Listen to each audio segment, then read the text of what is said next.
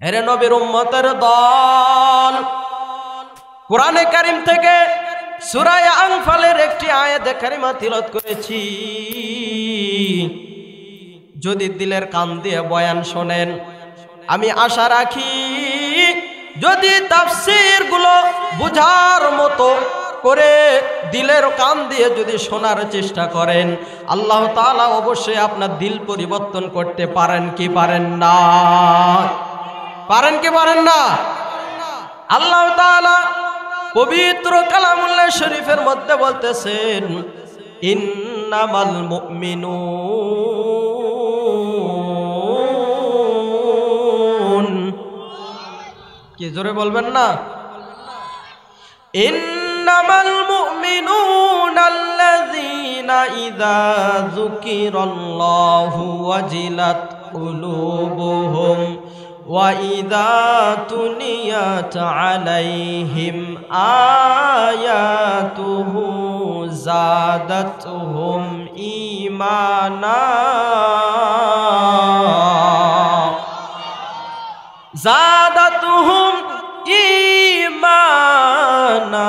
وَعَلَى رَبِّهِمْ يَتَوَكَّلُونَ।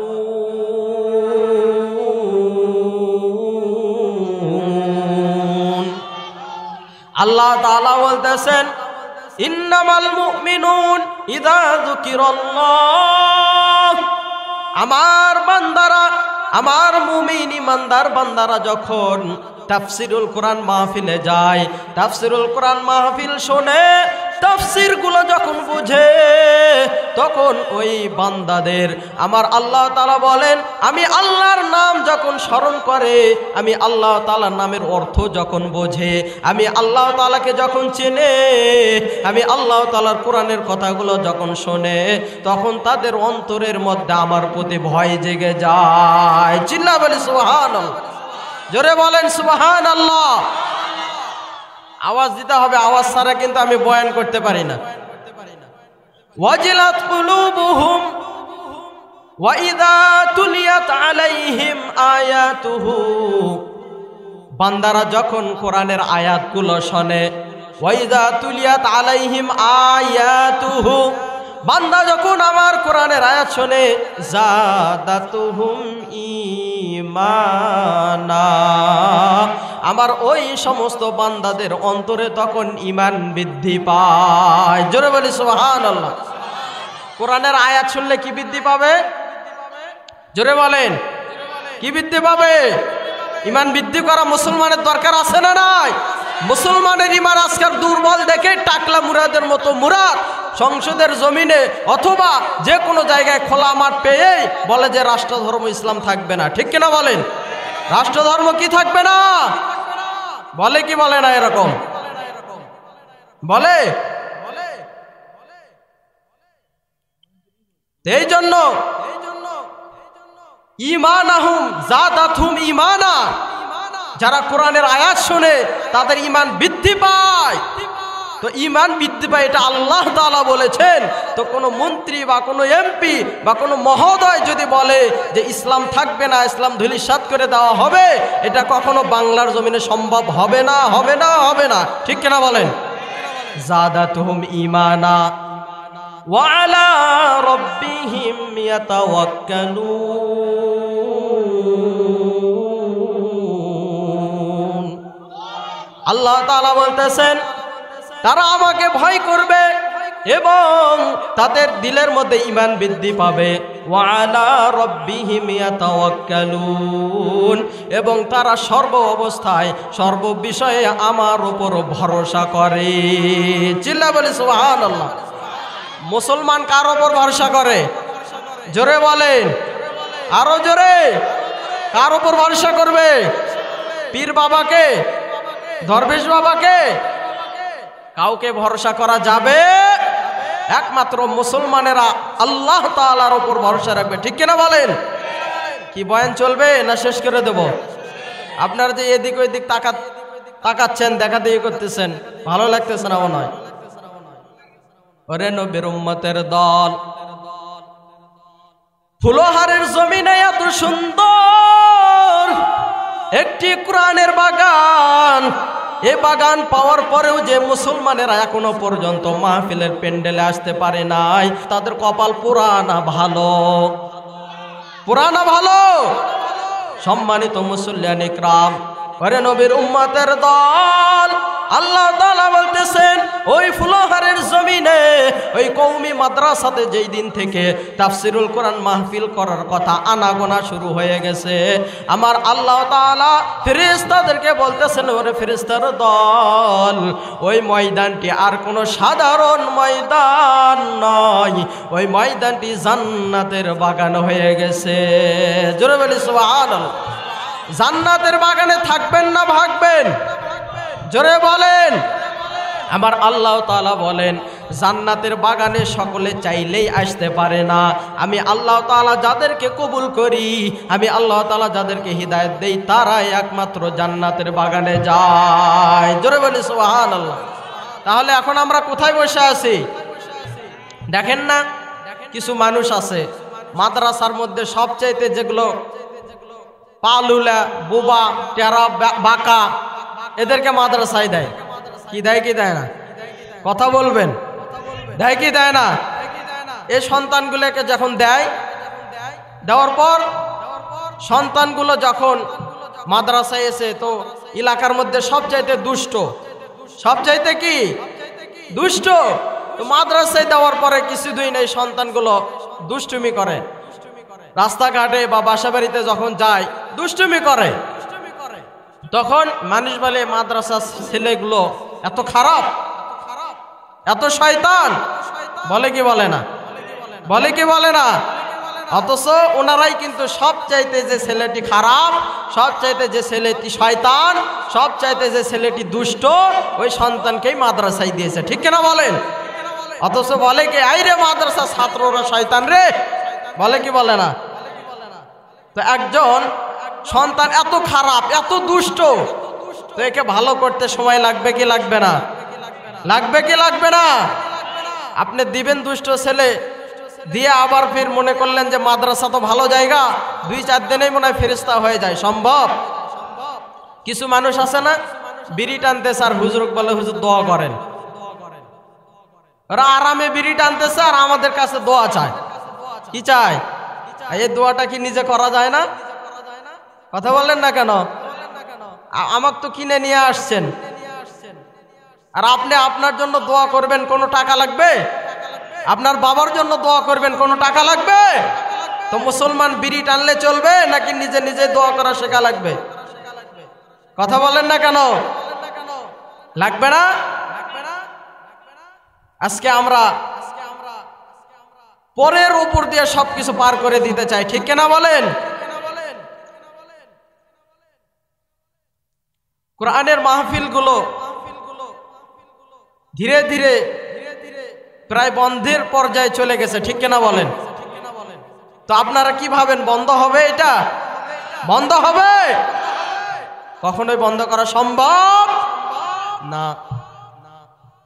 সম্মানিত ঈমানদার,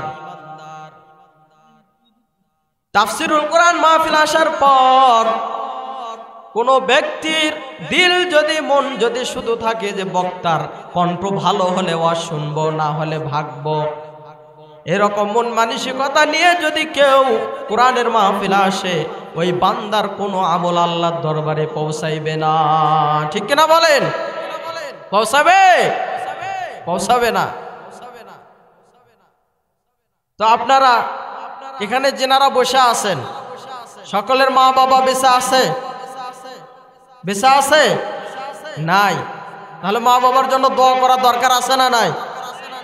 আমাদের সম্মানিত মুরব্বী, উত্তরবঙ্গের মধ্যে সুনামধন্য দ্বীনি মার্কাজ জামিল মাদ্রাসা, নাম শুনছেন? নাম শুনছেন সবাই? ওই মাদ্রাসার সিনিয়র মুহাদ্দিস আল্লামা আব্দুস সবুর সাহেব দামাত বারাকাতুহুমুল আলিয়া, তিনি আপনাদেরকে বরকত দেওয়ার জন্য সে বগুড়া থেকে জার্নি করে এই মাহফিলে উপস্থিত হয়েছেন। সকলে বলি সুবহানাল্লাহ। তিনি অসুস্থ মানুষ, বয়স হয়ে গেছে, মোটামুটি অনেক বয়স, জেনার জুতা ঢোয়ানোর মতো যোগ্যতাও আমার কি নাই, ছাত্র হওয়ার যোগ্যতাও কি নাই। তিনার হাতে হাজার হাজার আলেম হইতেছেন, হাজার হাজার আলেম হইতেছেন।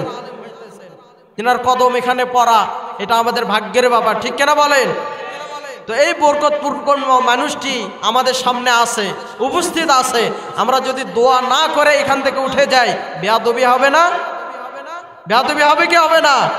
তো এই জন্য ময়দানে বসছেন, যা হয় হয়ে যাক, প্যান মাখা গেলেও ওঠা যাবে না। কি রাজি আছেন? ফ্যান মাখা গেলেও কি করা যাবে না? ওঠা যাবে না। আল্লাহ তাআলা কবুল করুন, সকলে বলি আমিন। আমি কোরআনের সুর মাঝে শুনেছি যে নাম, আজানের সুর মাঝেও শুনেছি ও নাম, ঠিক কিনা বলেন? আমি কোরআনের সুর মাঝে শুনেছি যে নাম, আজানের সুর মাঝেও শুনেছি ও নাম। ও নাম শুনেছি আমি আমার হৃদয়, হে রাসূল নবীজি তোমায়, হে রাসূল নবীজি তোমায়।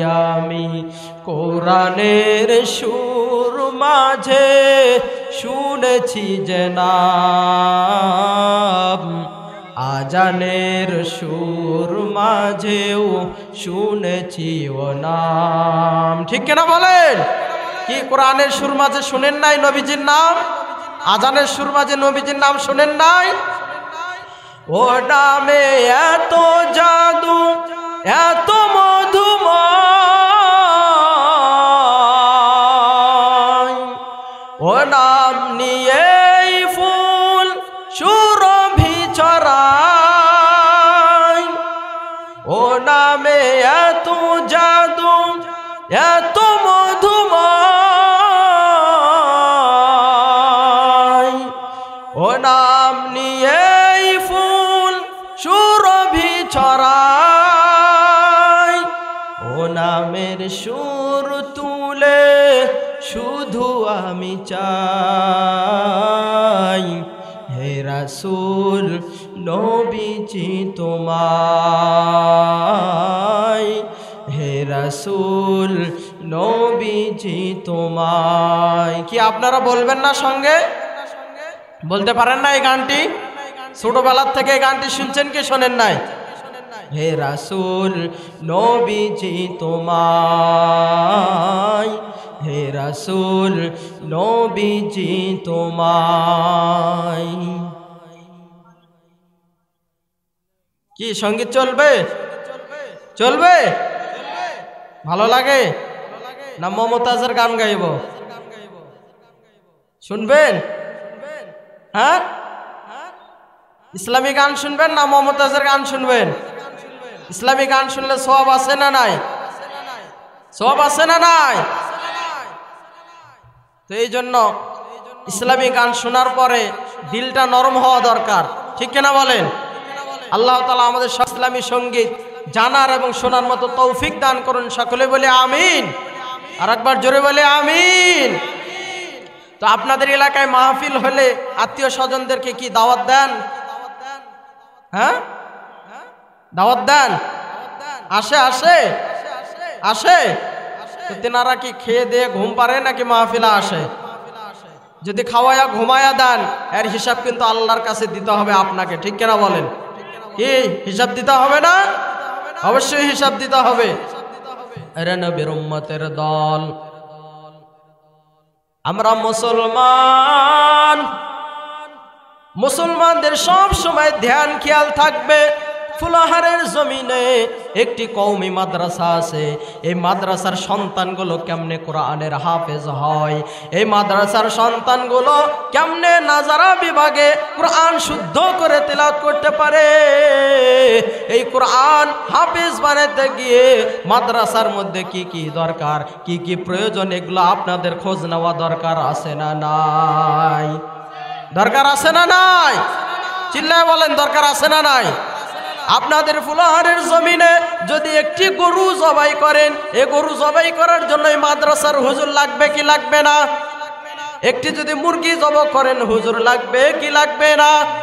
একটি যদি ছাগল জবাই করেন, এই ছাগল জবাই করার জন্য হুজুর লাগবে কি লাগবে না?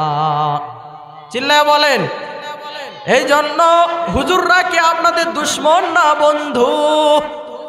দুশ্মন না বন্ধু?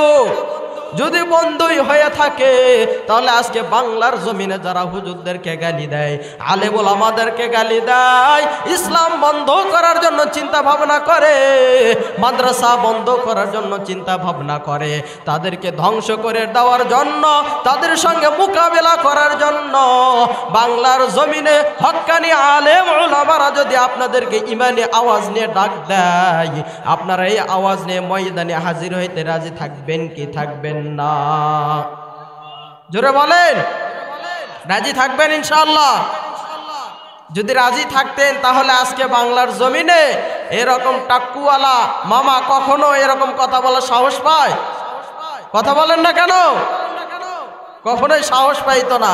আজকে আমাদের ইমান দুর্বল দেখে ভাবতেছে যে মুসলমান তো কিছুই করতে পারতেছে না, আমরা যা খুশি তাই বলতেছি, যেটা বলতেছি সেটাই মেনে নিতেছে, এই জন্য আমাদের কথা আজকে তাদের কাছে কোনো মূল্যায়ন নয়। সম্মানিত মুসলমান ইমানদার, আমরা এ ময়দানে আসার পর বক্তার দিকে তাকায় থাকি যে তেনারা আজকে আমাদেরকে কিছু ভালো ভালো নসিহত করে যাবে, এগুলো আমরা গ্রহণ করব। করি কি করি না? জোরে বলেন। তো এই নসিহতগুলো যদি ভালো করে শুনতে পারি তাহলে আগামীকাল থেকে আমাদের দিল পরিবর্তন হয়ে যাবে, ঠিক কিনা বলেন? জোরে বলেন। ঠিক ঠিক বলতে চাইতেছেন না, মনে হয় ভালো লাগতেছে না বয়ান। হ্যাঁ, ভালো লাগলে তো আওয়াজ দেওয়া লাগবে, লাগবে কি লাগবে না? জোরে বলেন। এক হুজুর হোটেলে খাইতে গেছে। কোথায়? কোথায়? পাশে এক ভদ্রলোক, স্পেশাল হোটেল, ওখানে হাত দিয়ে খাওয়ার কোনো কি নাই? জোরে বলেন। হাত দিয়ে খাওয়ার নিয়ম নাই, চামিচ দিয়ে খাইতে হবে। কি দিয়ে?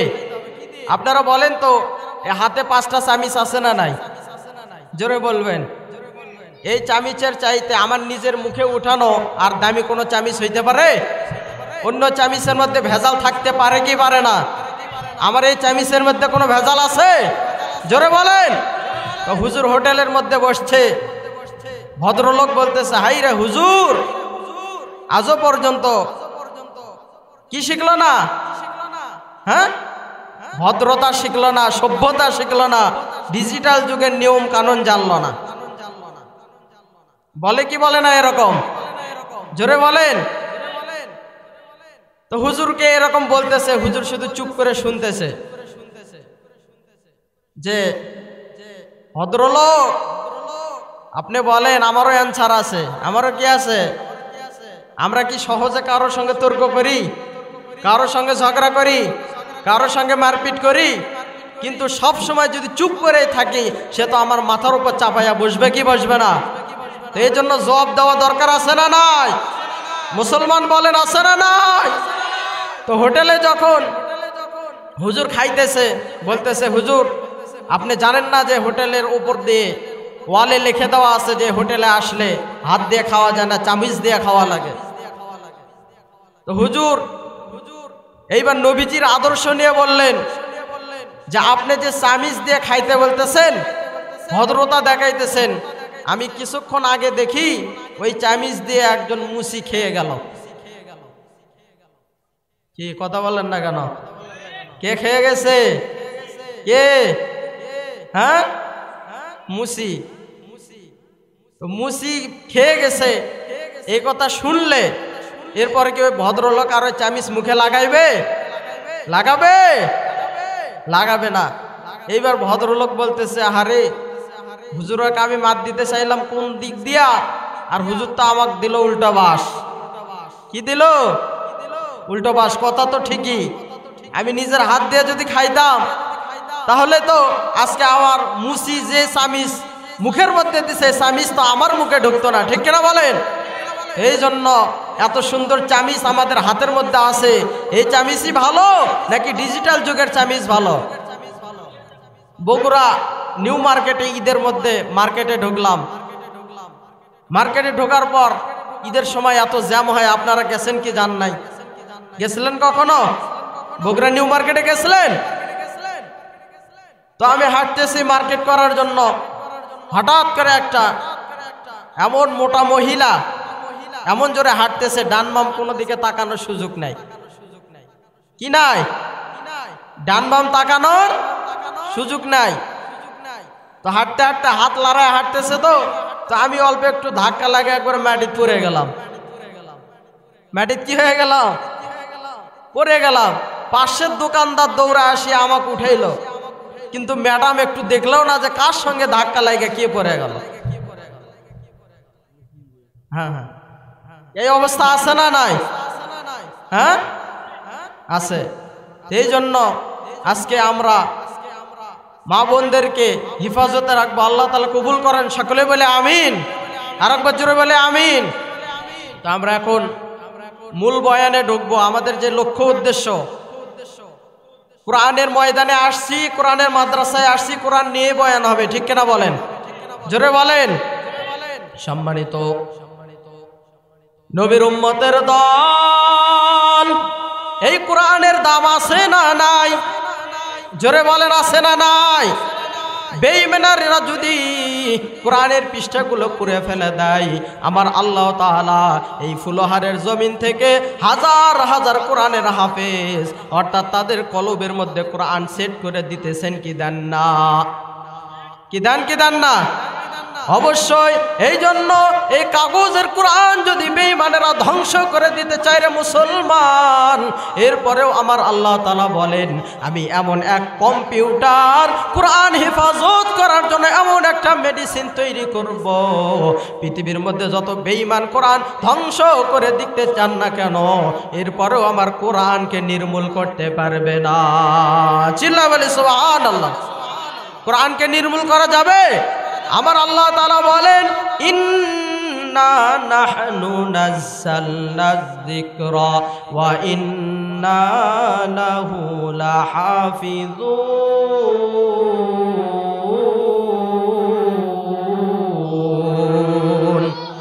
আল্লাহ তাআলা বলেন ওরে বান্দা, আমার কোরআন আমি নিজেই নাজিল করেছি, সুতরাং কিয়ামত পর্যন্ত এই কোরআন কোনো বেঈমান কোনো নাস্তিক ধ্বংস করতে পারবে না।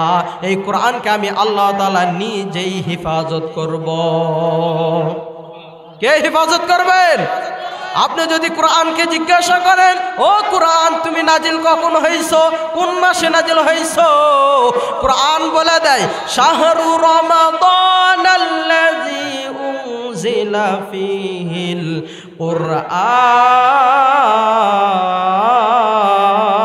কুরআন। এবার যদি কোরআনকে জিজ্ঞাসা করেন, ও কোরআন পৃথিবীর জমিনে তুমি কি জন্য আসছো, কোরআন বলবে হুদাল লিন্নাস, আমি এই কোরআন মানুষের হিদায়াতের জন্য পৃথিবীর জমিনে আসছি। চিল্লা বলি সুবহানাল্লাহ। কোরআনকে যদি আপনি জিজ্ঞাসা করেন, ও কোরআন তুমি কোন জায়গায় সংরক্ষিত ছিলা, কোরআন জবাব দিয়ে বলবে বাল হুয়া কুরআনুম মাজিদ। আল্লাহু আকবার। ফি লাউহিম মাহফুজ। কোরআন বলবে আমি সংরক্ষিত স্থান লৌহে মাহফুজে ছিলাম, ঠিক কিনা বলেন? এবার যদি কোরআনকে বলা হয়, ও কোরআন তুমি পৃথিবীতে কি জন্য আসছো, কোরআন এইবার বলবে ওয়ানুনাজ্জিলু মিনাল কুরআন মা হুয়া শিফা। আমি কোরআন পৃথিবীর জমিনে সমস্ত মুমিন মুসলমান অর্থাৎ পৃথিবীতে যত মানুষ আছে সবার রোগের ঔষধ হিসাবে আসছি। চিল্লায় বলি সুবহানাল্লাহ। কি কোরআন কথা বলে কি বলে না? বলে কি বলে না? এই আয়াতগুলো বললাম মিথ্যা না সত্য? সম্মানিত ঈমানদার, এইবার একটা ঘটনার মাধ্যমে আপনাদেরকে প্রমাণিত করে দেব, কোরআনকে সম্মান করলে, কোরআনের হাফেজদেরকে সম্মান করলে, কোরআনের হাফেজ হইলে হাসরের ময়দানে দুনিয়ার জমিনে তার কত সম্মান আমার আল্লাহ তাআলা বাড়ায় দেবেন। শুনতে রাজি আছেন না নাই? শুনবেন কি শুনবেন না? শুনবেন। কোরআনকে সম্মান করলে আল্লাহ তাআলা কি পরিমাণ আপনাকে সম্মানিত করবেন, শুনতে রাজি আছেন? মূল পয়েন্টের বয়ান। এরপরে আমরা লক্ষ্য উদ্দেশ্য ফুলাহারের জমিনে এই মাদ্রাসার যে বিষয় নিয়ে আমরা আলোচনা করব, এই বিষয়ের মধ্যে আমরা এখন ঢুকে যাব। সকলে বলি ইনশাআল্লাহ, জোরে বলি ইনশাআল্লাহ। একজন দরিদ্র বান্দা দৈনন্দিন ইনকাম করে, গামছা বিক্রি করে। কি বিক্রি করে? গামছা বিক্রি করে। গামছা বিক্রি করিয়া অল্প কিছু পরিমাণ টাকা রোজগার হয়, ওই টাকা দিয়ে তিনি সংসার চালান। তিনার বউ নাই, স্ত্রী নাই, ছেলে নাই, একজন শুধু মেয়ে সন্তান আছে। চিল্লায় বলি সুবহানাল্লাহ। একজন কি আছে? মেয়ে সন্তান আছে। মেয়ে সন্তানদেরকে বাবা বেশি ভালোবাসে না কম ভালোবাসে? জোরে বলেন। বেশি না কম? বেশি। গামছা বিক্রেতা প্রতিদিন যতটুকু টাকা ইনকাম করে চাল ডাল কিনিয়া শেষ হয়ে যায়, আবার পরের দিন রোজগার করার জন্য চলে যায়। এমনই ভাবে তার বয়স 40 থেকে 50 বছর হয়ে গেল রে মুসলমান। হঠাৎ করে একদিন মনে পড়ে গেল, আমি দিন দিন কামাই করি, দিনেই খাই, দিনে শেষ হয়ে যায়। কোরআন পড়তে জানি না, হাদিস পড়তে জানি না, নামাজ পড়তে জানি না। হঠাৎ করে একদিন মনে পড়ে গেল, আহারে আল্লাহর কোরআন যদি একটু শিখতে পারতাম, আল্লাহর কোরআনের অর্থগুলো যদি একটু বুঝতে পারতাম, তাহলে মনে হয় আমার আল্লাহ তাআলা আমাকে জান্নাত দিয়ে দিত। ঠিক কিনা বলেন? এইবার গামছা বিক্রেতা হঠাৎ করে একদিন গামছা বিক্রি করার জন্য গেছেন। ওই দিন আর কোনো মানুষ তার কাছ থেকে গামছা ক্রয় করে নাই। গামছা কি করেনি? ক্রয় করে নাই। এইবার বান্দা চিন্তা করলো, নামাজ পড়ার যেহেতু নিয়ত করেছি, কোরআন ক্রয় করার যেহেতু নিয়ত করেছি, যত কষ্ট করে হোক না কেন হালাল টাকা দিয়ে আমি একটা কোরআন ক্রয় করে নিয়ে আসব। চিল্লা বলি সুবহানাল্লাহ। কোরআন ক্রয় করলে সওয়াব না গুনাহ? সওয়াব না গুনাহ? আপনাদের বাসায় কোরআন আছে সকলের? পড়েন? টিভি কয়বার মোছেন? কোরআন শরীফ কয়বার মোছেন? জোরে বলেন। বাসা বাড়ির টিভি আছে না নাই? কয়বার মোছেন? কোরআন শরীফ কয়বার মোছেন? আরে নবীর উম্মতের দল। এইবার গামছা বিক্রেতা কোরআন শরীফ ক্রয় করার জন্য চিন্তা ভাবনা করে গামছা ক্রয় করতে গেল, গামছা বিক্রি করতে গেল। কিন্তু ওই দিন আর কেউ কোরআন শরীফ, ওই দিন আর কেউ গামছা ক্রয় করলো না। সুতরাং বান্দা মন খারাপ করিয়া বাসায় আসলো। হঠাৎ করে মনে পড়ে গেল, অনেক দিন পূর্বে আমার আলমারির মধ্যে আমি 5 টাকা জমা করে রাখছিলাম। চিল্লা বলি সুবহানাল্লাহ। কয় টাকা জমা করে রাখছে? কয় টাকা? যুবক ভাইয়েরা তো ঘুম পাড়তেছে, ফেসবুকে ঘুতাবে কিনা? হ্যাঁ, রাত্রে যখন শুইতে যায় মা বলে, বেটা ভাত খাবি না? যাও তো, যাও এখান থেকে। বলে কি বলে না? যাও তো, যাও এখান থেকে, আমি এখন একটু ব্যস্ত আছি, পরে খাইতেছি। মা বলে কি বলে না? এদিকে ফেসবুকে ঘুইতাইতে চাপাল গেছে ডাইবা। হারবাল ছাড়া আর কোনো বুদ্ধি নাই। ঠিক কিনা বলেন? হারবাল ছাড়া আর কোনো বুদ্ধি আছে?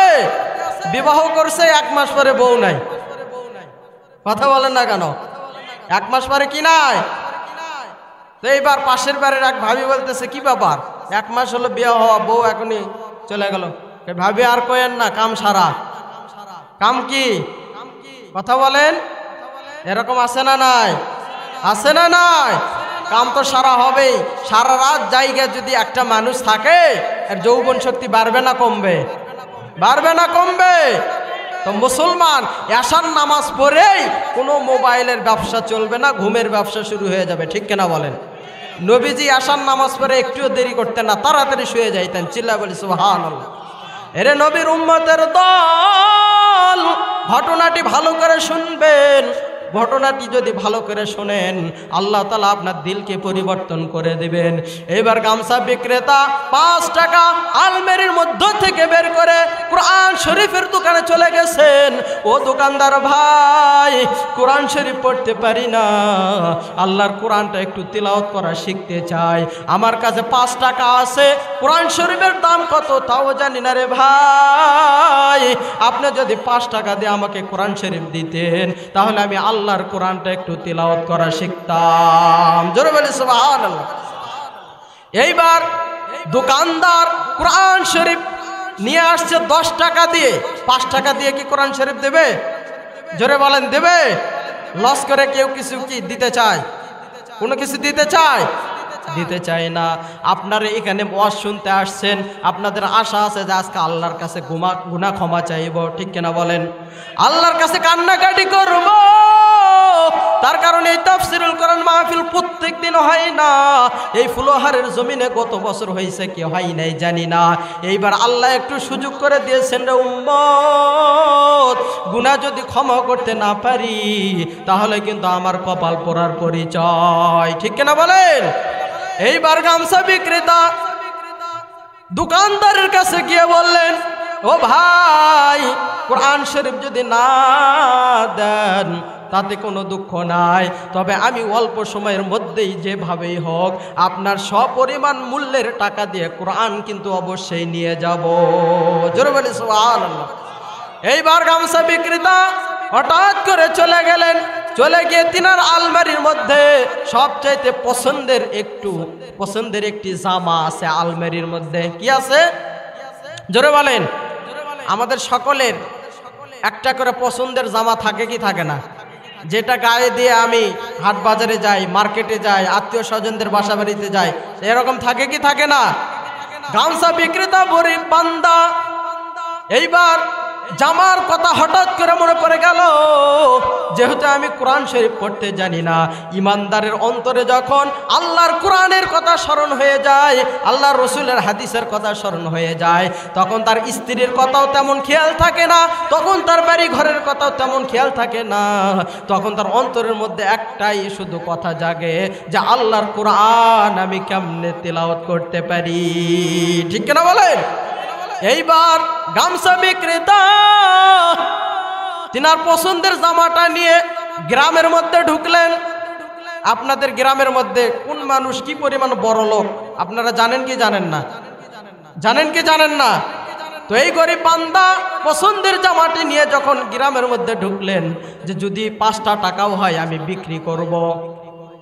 এইবার গামছা বিক্রেতা যখন চলে গেল, চলে যাওয়ার পর ওই গরিব বান্দা পরিচিত বন্ধুদের কাছে, পরিচিত ব্যক্তিদের কাছে বলতেছেন, আমি আল্লাহর কোরআন শরীফ কিনবো, আমার কাছে 5 টাকা আছে, কোরআন শরীফের দাম 10 টাকা, এই জন্য আমার পছন্দের জামাটা আমি নিয়ে আসছি, তোমরা যদি কেউ ক্রয় করে নাও তাহলে আমি 10 টাকা মিল করে আল্লাহর কোরআন শরীফ কিনবো। জোরে বলি সুবহানাল্লাহ। এইবার ওই বান্দারা বলতেছেন, আমরাই তো আপনাকে 5 টাকা দিয়ে দিতে পারি, এই জামাটা পরে আপনি বাজারে যান, ঘাটে যান, সুন্দর জায়গায় যান, সুন্দর সুন্দর কাজে যান, এই জামাটা যদি বিক্রি করে দেন তাহলে আপনি এই ভালো জামা না থাকলে ভালো ভালো জায়গায় কিভাবে যাবেন, ঠিক কিনা বলেন? ভালো ভালো জায়গায় যাইতে পারবে? পারবে না। তো গামছা বিক্রেতা বলতেছে, ও বন্ধু, আমি যদি তোমাদের অনুদান নিয়ে কোরআন শরীফ কিনি এটা আমার কোনো তৃপ্তি হবে না, আর আমি যদি আমার পছন্দের একটা জামা অথবা আমার ঘামের টাকা দিয়ে যদি আল্লাহর কোরআন ক্রয় করে তিলাওয়াত করা শিখি তাহলে আমার অন্তর পরিতৃপ্ত হবে। চিল্লায়া বলি সুবহানাল্লাহ। এইবার গামছা বিক্রেতার কাছ থেকে একজন বন্ধু কোরআন শরীফটা অর্থাৎ জামাটা নিয়ে নিল, নেওয়ার পরে 5 টাকা দিয়ে দিল, দেওয়ার পরে 10 টাকা হলো। এইবার কোরআন শরীফের দোকানে গিয়ে বলেন, ওরে দোকানদার ভাই, আপনি 10 টাকার কমে আমাকে কোরআন শরীফ দেন নাই, এই নেন 10 টাকা, আমাকে কোরআন শরীফটা দিয়ে দেন। এইবার দোকানদার জিজ্ঞাসা করতেছে, ও গামছা বিক্রেতা ভাই, আপনি যে কোরআন শরীফ ক্রয় করতেছেন আপনি কি কোরআন পড়তে জানেন? প্রশ্ন করতে পারে কি পারে না? আপনি কি কোরআন পড়তে জানেন? কোরআন নিয়ে কি করবেন?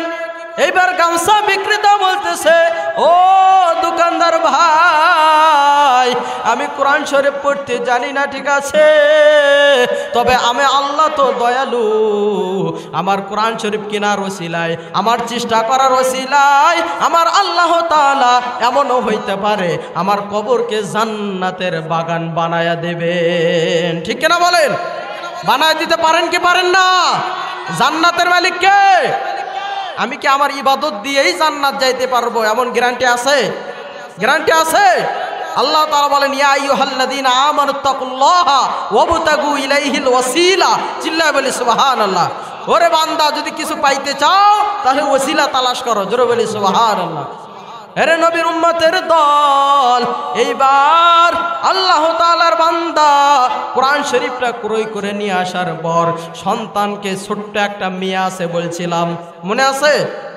ছোট্ট একটা মেয়ে আছে, এই মেয়েটিকে বলো, সন্তান, কোরআন শরীফটি আমি ক্রয় করে নিয়ে আসছি, একে হেফাজত করে রাখবা, এটা আল্লাহর কোরআন, এর সঙ্গে কখনো বেয়াদবি করা যাবে না, ওযু ছাড়া কখনো ধরা যাবে না, সুতরাং এই কোরআনকে তুমি জুজদানের মধ্যে সুন্দর করে বেঁধে রাখো।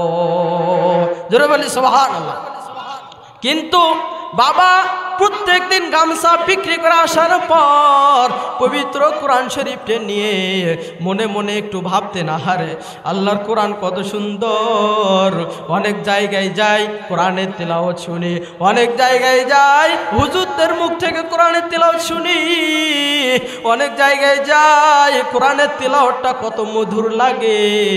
আমি যদি একটু কোরআনটা পড়তে পারতাম, এরকম কোরআনের লাইনগুলো টানতেন আর মনে মনে কান্না করে চোখের পানি দিয়ে কোরআনটা ভিজায়া ফালাইতেন। জোরে বলি সুবহানাল্লাহ। জোরে বলেন। আচ্ছা, সূরা ফাতিহা ইমাম সাহেবের পেছনে প্রত্যেক দিন আপনারা শোনেন কে শোনেন না? জোরে বলেন। কোনদিন বলছেন সূরা ফাতিহা ভালো লাগে না? কোনদিন বলছেন? আর একটা গান, বাংলাদেশে নিত্য নতুন গান আসে কি আসে না? আসে। এই গানটি আপনি 1 মাস 2 মাস 5 মাস 1 বছরও যদি শোনেন, এরপরে আপনি বলেন কি বলেন না যে গান আর ভালো লাগে না? জোরে বলেন।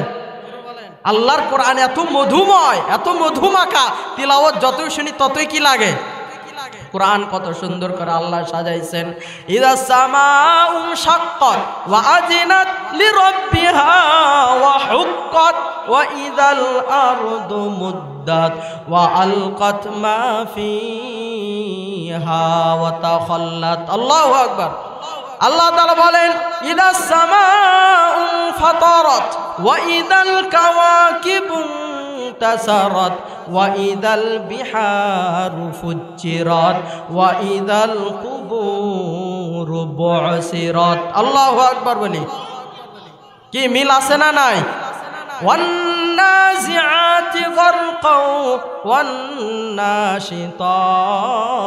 নাশতা। মিল আছে না নাই? ওরে নবীর উম্মতের দল, ঘটনা শুনতেছেন কি শুনেন নাই? কি শুনতেছেন? দিলের কান দিয়ে নাকি বিরক্ত ভাব নিয়ে? দিলের কান দিয়ে না বিরক্ত ভাব নিয়ে?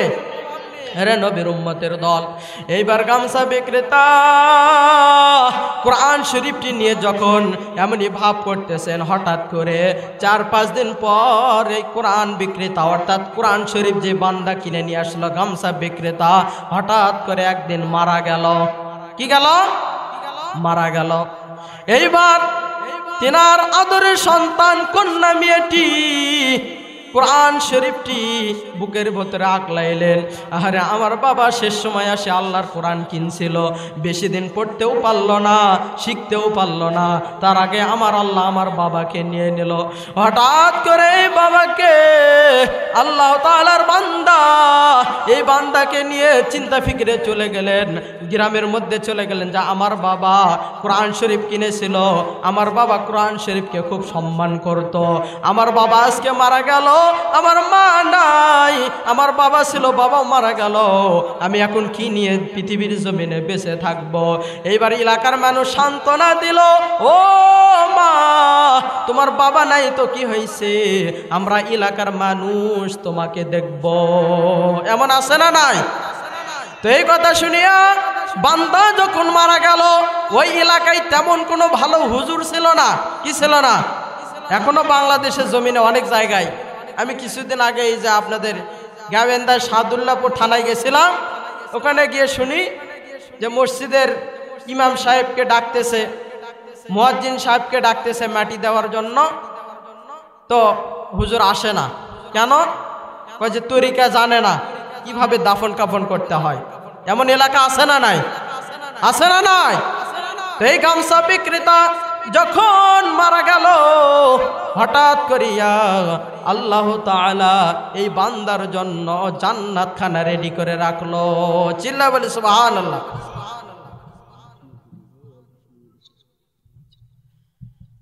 তো যাই হোক, গামছা বিক্রেতা যখন কোনো লোক খুঁজে পাইতেছেন না জানাজা করার জন্য, যখন কোনো লোক খুঁজে পাইতেছেন না, রাস্তার সাইডে লাশটি রেখে দেওয়া হলো। হঠাৎ করে একজন পাগড়ি পরা জুব্বা পরিহিত একজন বান্দা হঠাৎ করে উপস্থিত হয়ে গেল। এলাকার মানুষ সবাই তাকে আঁকড়ায় ধরলো। ও আল্লাহর বান্দা, আপনি মনে হয় আলেম অথবা কোরআনের হাফেজ, আপনার দ্বারা আমি আমাদের গামছা বিক্রেতার জানাজার নামাজ করে নিতে চাই। জোরে বলি সুবহানাল্লাহ। তো গামছা বিক্রেতা জানাজা করে নিতে চায়। ওই বিক্রেতা বলতেছে, আমি তো সরকারি চাকরি করি, আমার সময় নাই, আমার সময় মতো ডিউটিতে না গেলে আমার চাকরি থাকবে না। তো এলাকার মানুষ বলতেছে, ও আল্লাহর বান্দা, আপনি যেখানে চাকরি করেন আমরা সবাই মিলে গিয়ে প্রশংসা করব। আপনি যদি জানাজা না করেন তাহলে এই জানাজা অর্থাৎ এই গরিব লোকটির আজকে জানাজা হবে না। ঠিক কিনা বলেন? তো এই সময় ওই বান্দার দিলের মধ্যে একটু মোহাব্বত আসলো, দয়া আসলো, যে সবাই মিলে যেহেতু ধরতেছে তাহলে আমি একটু এই ব্যক্তিটার জানাজা করেই যাই। তো জানাজার প্রস্তুতি নিয়ে জানাজা করে দিলেন।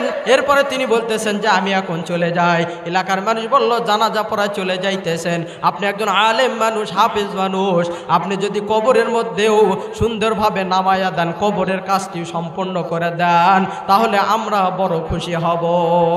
ঠিক কিনা বলেন? কি হুজুর মানুষ দেখলে আমরা দোয়া চাই কি চাই না? দোয়া চাই কি চাই না? তো ওই বান্দারাও আল্লাহ তাআলা এমনই ভাবে নেককার বান্দাদেরকে যে কোনো ওসিলায় তাদেরকে কবুল করে নেন। যখন কবরে দাফন করা হলো, হঠাৎ করে সরকারি চাকরিজীবী বান্দার পকেটের ভিতরে একটি কাঠ ছিল, ওই কাঠটি কবরের মধ্যে পড়ে গেল। কবরের মধ্যে কি হলো? পড়ে গেল। এইবার কাফন দাফন শেষ করে, কবরও শেষ করে চাকরিতে যখন চলে গেলেন, যাওয়ার পরে দেখলেন পকেটের মধ্যে কার্ড নাই। এখন দারোয়ান বলতেছে, আপনার কার্ড দেখান। কার্ড দেখাইতে পারে না, সুতরাং তাকে চাকরিতে প্রবেশ করতেও দেয় না। বান্দা পেরেশানিতে পড়ে গেল, চিন্তায় পড়ে গেল, আহারে আমার কার্ডটি কি হয়ে গেল, কি হয়ে গেল। হঠাৎ করে মনে হলো, অমুক এলাকায় আমি তো কবরস্থ করে আসলাম, সম্ভবত আমার পকেট থেকে কবরের মধ্যেই ওই কার্ডটি পড়ে গেছে। চিল্লা বলি সুবহানাল্লাহ। যখন বান্দা কবরের দিকে আবার রওনা হলো, ও মা, আপনার বান্দার, আপনার বাবার কবরের মধ্যে আমি গেছিলাম মাটি দেওয়ার জন্য, সম্ভবত আমার পকেটের কাঠটি পড়ে গেছে, আমি একটু কবরটি খনন করে আমি একটি দেখতে চাই যে ওই কাঠটি কবরের মধ্যে পড়েছে কিনা। দেখলেন কবরের মধ্যে জান্নাতের মিশক আম্বরের গন্ধ পাওয়া যায়। চিল্লা বলি সুবহানাল্লাহ। কিসের গন্ধ পাওয়া যায়? মিশক আম্বরের গন্ধ পাওয়া যায়। তো এই জন্য একজন সাধারণ মানুষ কোরআনকে সম্মান করার কারণে, কোরআন বুকে ধরার কারণে, কোরআনের মধ্যে চোখের পানি ফালানোর কারণে আল্লাহ তাআলা যদি তার কবরখানা জান্নাতের বাগান বানায় দেন, তাহলে আপনাদের ফুলহারের জমিনের বান্দাদেরকে আল্লাহ কবুল করতে পারেন কি পারেন না? হযরত আলী রাদিয়াল্লাহু তাআলা আনহু নবীজির জামাতা, আর ফাতেমা রাদিয়াল্লাহু তাআলা আনহা হচ্ছেন নবীজির কলিজার টুকরা। ঠিক কিনা বলেন? হযরত আলী রাদিয়াল্লাহু তাআলা আনহু, হযরত ফাতিমাতুজ জোহরা রাদিয়াল্লাহু তাআলা আনহা, তিনারা 2 দিন ধরে না খেয়ে আছেন। কয় দিন ধরে? জোরে বলেন, কয় দিন? 2 দিন ধরে না খেয়ে আছেন। ফাতিমাতুজ জোহরা রাদিয়াল্লাহু তাআলা আনহা বলতেছেন, প্রাণের স্বামী, আজকে 2 দিন যাবত আমি আমার 2 জন সন্তান না খেয়ে আছে। আপনি যদি একটু বাহিরে কাজ তালাশ করতেন অথবা ইনকামের জন্য যদি বাহিরে যাইতেন তাহলে আমরাও একটু খানা খাদ্য পাইতাম, আমাদের ছোট ছোট বাচ্চাগুলো খাবার পাইতো। সুতরাং আপনি একটু বাহিরে গিয়ে কাজ তালাশ করেন। আলী রাদিয়াল্লাহু তাআলা আনহু কাজের জন্য বাহিরে গেলেন, কিন্তু গিয়ে দেখলেন এতই চেষ্টা করলেন একটি টাকাও ইনকাম করার সুযোগ পাইলেন না। জীর্ণ শীর্ণ হয়ে মাথাটা নত করে ফাতেমাতুজ জোহরা রাদিয়াল্লাহু তাআলা আনহার কাছে চলে গেল। যাওয়ার পর বাসার মধ্যে ঢোকার পর আলী রাদিয়াল্লাহু তাআলা আনহু কথা বলতেছে না, ফাতেমা রাদিয়াল্লাহু তাআলা আনহা বলতেছেন, ও প্রাণের স্বামী, আপনার কি হয়েছে আমার কাছে খুলে বলেন। আপনি চুপ করে কেন আছেন, মনটা খারাপ করে কেন আছেন, কি হয়েছে খুলে বলেন। আলী রাদিয়াল্লাহু তাআলা আনহু বলতেছে, ও প্রাণের বিবি, আজকে 2 দিন যাবত আমিও না খেয়ে আছি, তুমিও না খেয়ে আসো। আমাদের কলিজার টুকরা 2টি সন্তান জান্নাতের যুবকদের সর্দার হাসান এবং হুসাইন, তারাও না খেয়ে আছে। তাদের জন্য একটু খানা খাদ্যের জন্য বাইরে গেলাম, কিন্তু একটু পরিমাণও খাবার নিয়ে আসতে পারলাম না। এই জন্য আমি মন খারাপ করে আছে, কোনো কথা বলতেছি না। এইবার ফাতেমা রাদিয়াল্লাহু তাআলা আনহা বলতেছে, ও প্রাণের স্বামী, আপনি কোনো খাদ্য জোগাড় করতে পারেন নাই, তাতে কি হয়েছে, কোনো সমস্যা নাই। আমি বাসা বাড়িতে চুপ করে বসে না থেকে আমি একটু সুতা কাটছি, এই সুতাগুলো তুমি বাজারে নিয়ে গিয়ে বিক্রি করো। জোরে বলি সুবহানাল্লাহ। আলী রাদিয়াল্লাহু তাআলা আনহু ফাতেমা রাদিয়াল্লাহু তাআলা আনহার কথা শুনে এইবার ফাতেমা রাদিয়াল্লাহু তাআলা আনহার হাত থেকে সুতাগুলো নিয়ে বাজারের এক সাইডে দাঁড়াইয়া সুতো বিক্রি করার জন্য দাঁড়ায়া আছেন। চিল্লায় বলে সুবহানাল্লাহ। আলী রাদিয়াল্লাহু তাআলা আনহু সুতা বিক্রি করার জন্য দাঁড়ায় আছেন। এই সুতাগুলো হঠাৎ করে একজন পথিক আসিয়া জিজ্ঞাসা করতেছে, এই সুতার দাম কত? আলী রাদিয়াল্লাহু তাআলা আনহু বলতেছেন, এই সুতার দাম 6 দিরহাম। কয় দিরহাম? জোরে বলেন। 6 দিরহাম। আলী রাদিয়াল্লাহু তাআলা আনহু 6 দিরহাম দিয়ে সুতাগুলো বিক্রি করে দিলেন। হঠাৎ করে প্রতিমধ্যে একজন ভিক্ষুক আসিয়া বলতেছেন, হুজুর, আপনি তো নবীজির জামাই, আপনাকে আমি চিনি। আজকে 3 দিন যাবত আমি না খেয়ে আছি, আমাকে যদি কিছু টাকা দিতেন, কিছু দিরহাম দিতেন, তাহলে আমি নিজেও কিছু বাজার থেকে কুড়ে করে খাইতে পারি এবং আমার স্ত্রী পুত্রদেরকেও খাওয়াইতে পারি। আমরা হলে কি বলতাম, যে আমি নিলাম চেয়ে তুমি আমার নিতেছো ম্যাঙ্গা, বলে কি বলে না? আলী রাদিয়াল্লাহু তাআলা আনহু ভাবতেছেন, আমার বাসা বাড়িতে আমার প্রাণের বিবি না খেয়ে আছে, 2টা সন্তান না খেয়ে আছে, আমিও না খেয়ে আছি।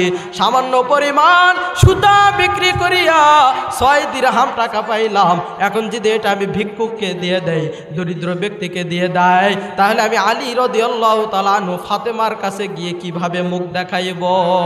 ঠিক কিনা বলেন? আপনারা যখন কামাই রোজগার করতে যান, সারাদিন ইনকাম হলো না, আপনার বিবির কাছে এসে যদি আপনি বলেন যে আজকে 1টি টাকাও কামাই করি নাই, যদি দিনদার ইমানদার হয় তাহলে আপনাকে সান্ত্বনা দিয়ে বলবে, স্বামী প্রত্যেক দিন তো কামাই করেন, আজকে কামাই হয় নাই তো কি হয়েছে, দরকার পড়ে না খেয়ে থাকবো, এরপরেও মনে কষ্ট নেবেন না। এরকম আছে না নাই? আর যদি খারাপ দাজ্জাল মার্কা হয় তাহলে বলবো, কামাই করতে পারো না, আজকে তোমার খাওয়ার নাই। ঠিক কিনা বলেন? বলবে কি বলবে না? ফাতেমা রাদিয়াল্লাহু তাআলা আনহা সুতা বিক্রি করার জন্য দিলেন। সুতা বিক্রি হয়ে গেল, পথিক এসে 6 দিরহাম টাকা চাইলো। আলী রাদিয়াল্লাহু তাআলা আনহুর সঙ্গে সঙ্গে আয়াতে কারিমা শোনা, আয়াতে কারিমার কথা মনে হলো, ওয়া আম্মাসা ইলা ফালা তানহার।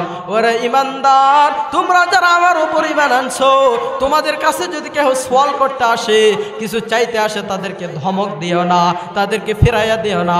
আলী রাদিয়াল্লাহু তাআলা আনহু সঙ্গে সঙ্গে ওই দরিদ্র ব্যক্তিকে 6 দিরহাম টাকা দান করে দিল। চিল্লায় বলি সুবহানাল্লাহ। কয় দিরহাম? আপনি আমি হইলে কি দিতাম? 6 টাকায় বিক্রি করলাম, 6 টাকায় দিয়ে দিলাম। আলী রাদিয়াল্লাহু তাআলা আনহু ভিক্ষুক ব্যক্তিকে 6 দিরহাম টাকা দিয়ে দিল। এইবার চিন্তা করতেছে, আহারে আমার স্ত্রী না খেয়ে আছে, আমার 2টি সন্তান না খেয়ে আছে, আমিও না খেয়ে আছি, 6 দিরহাম দিয়ে দিলাম, এখন আমি বাসার মধ্যে গিয়ে কি জবাব দেব? টেনশন হবে কি হবে না? আলী রাদিয়াল্লাহু তাআলা আনহু চিন্তা ভাবনা করে বাসার দিকে রওনা দিতেছেন।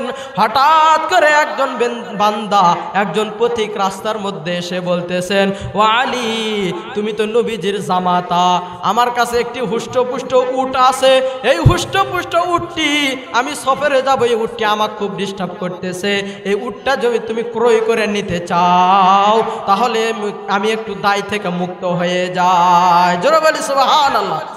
হযরত আলী রাদিয়াল্লাহু তাআলা আনহু বলতেছেন, হুষ্টপুষ্ট উট নেওয়ার তো ইচ্ছা হচ্ছেই, কিন্তু মাল পানি তো কাছে নাই। কি নাই? বাজারে যখন যাবেন, হোটেলে বসবেন, দেখবেন অমুক বান্দা কত ভিআইপি খাবার খায়, খায় কি খায় না? আর আমার কাছে শুধু পরোটা খাওয়ার টাকা আছে, দামি জিনিস খাওয়ার টাকা নাই, কিন্তু লোভ হয় কি হয় না? লোভ হয়।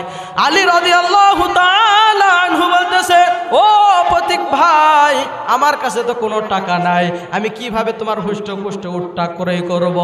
এবার পথিক ভাই বলতেছেন, ওরে বান্দা, তুমি যদি চাও 100 টাকার বিনিময়ে আমার এই হুষ্টপুষ্ট উটটা আমি দান করে দেব। জোরে বলি সুবহানাল্লাহ। এইবার আলী রাদিয়াল্লাহু তাআলা আনহু বলতেছেন, আপনি 100 টাকা বলতেছেন, 100 দিরহাম বলতেছেন, কিন্তু আমার কাছে তো 1টি টাকাও নাই। ঠিক কিনা বলেন? 6 দিরহাম বিক্রি করে 6 টাকায় তো ফকিরকে দিয়ে দিছে, আর কোনো টাকা আছে? কোনো টাকা নাই, তো কিভাবে উট কিনবে? এইবার পথিক বলতেছে, রে বান্দা, ও নবীজির জামাই, আপনি যদি চান 100 টাকার বিনিময়ে আমি আপনাকে উটটা বাকিতে বিক্রি করে যাব। জোরে বলি সুবহানাল্লাহ। বাকিতে কি করে যাব? কি শুনতেছেন ঘটনা? ভালো করে শোনেন, দিল পরিষ্কার হয়ে যাবে। এইবার আলী রাদিয়াল্লাহু তাআলা আনহু বলতেছেন যে বাকিতে বিক্রি করব, বাকি নেওয়ার অভ্যাস তো আমাদের নাই, তার কারণ আমরা নবীজির সাহাবী। ঠিক কিনা বলেন? এইবার আল্লাহ তাআলা বান্দা বলতেছেন, কোনো সমস্যা নাই, 100 টাকা দিয়ে বাকিতে আপনি বিক্রি করে নেন, যেই দিন হবে আমার নাম ঠিকানা দিতেছি, 100 টাকা পৌঁছায়া দিবেন। চিল্লায় বলি সুবহানাল্লাহ। এইবার আলী রাদিয়াল্লাহু তাআলা আনহু বলতেছে, ঠিক আছে, যেহেতু দিতে চাইতেছেন দিয়ে দেন। আলী রাদিয়াল্লাহু তাআলা আনহু এইবার উটটা নিয়ে বাজারে গেলেন বিক্রি করার জন্য। আলী রাদিয়াল্লাহু তাআলা আনহু উটটা নিয়ে দাঁড়ায় আছেন। হঠাৎ করে একজন পথিক আসিয়া বলতেছেন, ও আলী, তুমি তো নবীজির জামাতা, তোমাকে আমি ভালো করে চিনি, তোমার উটটা কি তুমি বিক্রি করতে চাও? কি বলতেছে? উটটা কি বিক্রি করতে চাও? আলী রাদিয়াল্লাহু তাআলা আনহু বলতেছেন, বিক্রি করার জন্যই তো দাঁড়ায় আছি। ঠিক কিনা বলেন? বিক্রি করার জন্যই তো দাঁড়ায় আছি। ও পথিক ভাই, আপনি ক্রয় করবেন, কত টাকা দিয়ে নিতে চান বলেন? আলী রাদিয়াল্লাহু তাআলা আনহু বলতেছে, আমি কোনো দাম করব না, আপনি যে পরিমাণ টাকা দিয়ে খুশি করে কিনে নিতে চান ওই দামেই আমি আপনাকে উটটা দিয়ে দেব। জোরে বলি সুবহানাল্লাহ। এইবার আল্লাহ তাআলার বান্দা আলী রাদিয়াল্লাহু তাআলা আনহুর কথায় খুশি হইয়া তিনি আলী রাদিয়াল্লাহু তাআলা আনহুর কাছ থেকে ওই উটটা 300 টাকা দিয়ে ক্রয় করে নিল। চিল্লায় বলে সুবহানাল্লাহ। কয় টাকাতে উট ক্রয় করছেন? কয় টাকা? কয়শো টাকা বিক্রি করবেন? কয়শো টাকা দিয়ে? কয়শো? বাড়তেছে না কমতেছে? দান করলে বাড়ে না কমে? বাড়ে না কমে? জোরে বলেন। ওয়ামাসালুল লাযীনা ইউনফিকুনা আমওয়ালাহুম ফি সাবিলিল্লাহি কামাসালি হাববাতিন আমবাতাত সাবআ সানাবিলা ফি কুল্লি সুমবুলাতিন মিআতু হাব্বা। আমার আল্লাহ তাআলা বলেন, আমার কোন বান্দা কোরআনের মহব্বতে যদি 1টি টাকা দান করে, এই 1টি টাকা দানের বিনিময়ে আমার আল্লাহ 700 টাকা দান করার সওয়াব আমলনামায় লিখে দেন। জোরে বলি সুবহানাল্লাহ। কয় শত টাকা? সম্মানিত এলাকাবাসী, আলী রাদিয়াল্লাহু তাআলা আনহু 100 টাকা দিয়ে উট ক্রয় করলেন, বিক্রি করলেন কয় শত টাকা দিয়ে? জোরে বলেন। 300 টাকা দিয়ে আলী রাদিয়াল্লাহু তাআলা আনহু উটটা বিক্রি করে খুশি হয়ে যেই বান্দা 100 টাকা দিয়ে উটটা আলী রাদিয়াল্লাহু তাআলা আনহুর কাছে দিয়ে গেলেন, তিনি বাজারে গিয়ে তন্ন তন্ন করে খুঁজলেন, আহারে এমন বান্দাকে কোথায় খুঁজে পাই যে বান্দা আমাকে বাকির বিনিময়ে 100 টাকা দিয়ে একটা উটনি দান করলো, আর এই উটটা আমি 300 টাকায় বিক্রি করলাম। এখন ওই ব্যক্তিকে আমি কোথায় খুঁজে পাই? তন্ন তন্ন করে তালাশ করে খুঁজে না পেয়ে 100 টাকা নিজের কাছে থুয়ে বাকি 200 টাকা দিয়ে খরচ করে নিয়ে নিজের বাসায় চলে গেলেন। জোরে বলি সুবহানাল্লাহ। 100 টাকা যেহেতু উটওয়ালা পায় কি পায় না? তাহলে এটা দিতে হবে কি হবে না? কারো হক মেরে খাবেন, কবরের মধ্যে আপনাকে রিমান্ডে নেবে আল্লাহ, নেবে কি নেবে না? কারো আল ঠেকবেন, আল্লাহ আপনাকে রিমান্ডে নেবে কি নেবে না? তো এই জন্য আলী রাদিয়াল্লাহু তাআলা আনহু পাওনাদার ব্যক্তির জন্য কয়শো টাকা রাখলেন? 100। কয়শো? এইবার 200 টাকা দিয়ে হাট বাজার করে আদরের স্ত্রী এবং 2 সন্তানের জন্য হাট বাজার করে বাজারে চলে গেলেন।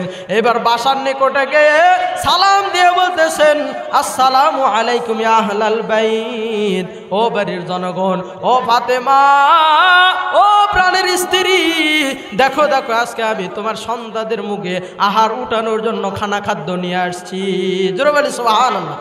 সালাম যখন দিলেন, ফাতেমা রাদিয়াল্লাহু তাআলা আনহার জবাব না এসে ওই বাসা থেকে আপনার আমার দয়ার নবী মায়ার নবী জনাবে মুহাম্মদুর রাসূলুল্লাহ সাল্লাল্লাহু আলাইহি সাল্লাম আলীর সালামের জবাব দিলেন। জোরে বলে আল্লাহু আকবার। কে জবাব দিলেন? জনাবে মুহাম্মদুর রাসূলুল্লাহ সাল্লাল্লাহু আলাইহি ওয়াসাল্লাম। এইবার আলী রাদিয়াল্লাহু তাআলা আনহু হতভম্ব হয়ে গেলেন। ফাতেমা তো জোহরা সালাম দিলাম, অথচ আমার শ্বশুর আব্বা, আমার নিজের শ্বশুর আব্বা, আমার নবীজি এত সুন্দর করে সালামের জবাব দিয়ে আমার সামনে আগে আসলেন। আলী রাদিয়াল্লাহু তাআলা আনহু বলতেছেন যে আপনি এখানে কিভাবে আসলেন? এবার জনাবে মুহাম্মদুর রাসূলুল্লাহ সাল্লাল্লাহু আলাইহি ওয়াসাল্লাম বলতেছেন, আলী, তুমি যে 6 দিরহাম সুতা বিক্রি করে একজন দরিদ্র ব্যক্তিকে 6 টাকা দান করে দিয়েছ, আমার আল্লাহ তোমার এই 6 টাকার বিনিময়ে এত খুশি হয়ে গেছে, এত খুশি হয়ে গেছে। আমার আল্লাহ সঙ্গে সঙ্গে জিব্রাইলকে বলে দিয়েছেন, জিব্রাইলের মাধ্যমে আমার কাছে পৌঁছায় দিয়েছেন, ও বন্ধু, আমার আলী আসতেছে, তুমি সালামের জবাব দেওয়ার জন্য আলীর বাসায় চলে যাও। জোরে বলি সুবহানাল্লাহ।